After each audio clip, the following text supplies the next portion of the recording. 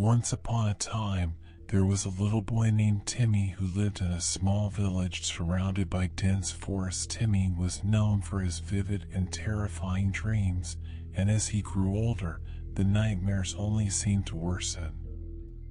One night, Timmy had a particularly vivid dream where he found himself lost in a dark and foreboding forest. The trees were twisted and gnarled, their branches reaching out like bony fingers. The air was thick with a sense of evil, and Timmy felt as though he was being watched by unseen eyes. Suddenly, a chilling sound echoed through the forest. It was the sound of a child's laughter, high-pitched and sinister. Timmy was filled with dread as he realized that the laughter was coming closer and closer. He ran as fast as he could, dodging trees and tripping over roots, but the laughter only seemed to get louder and more threatening. Finally, Timmy came to a clearing in the forest where he saw a small, ghostly figure standing in the center.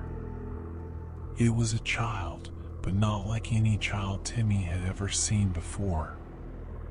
The child's skin was as pale as the moon, and his eyes were black as coal.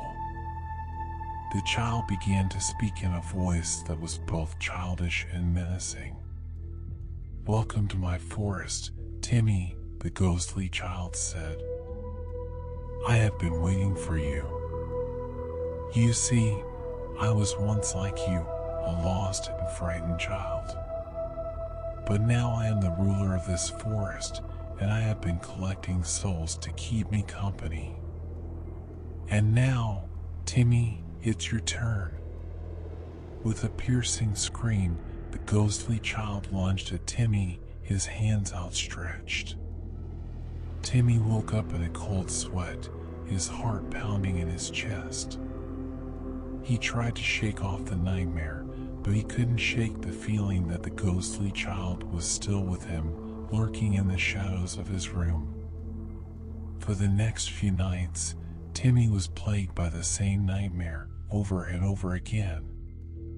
He was trapped in the dark forest, and the ghostly child was always there, waiting for him.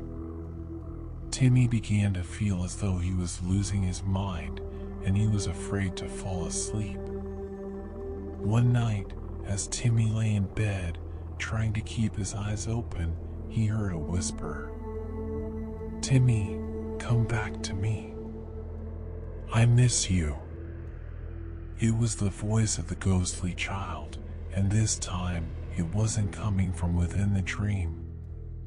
Timmy screamed and bolted upright in bed, but there was no one there.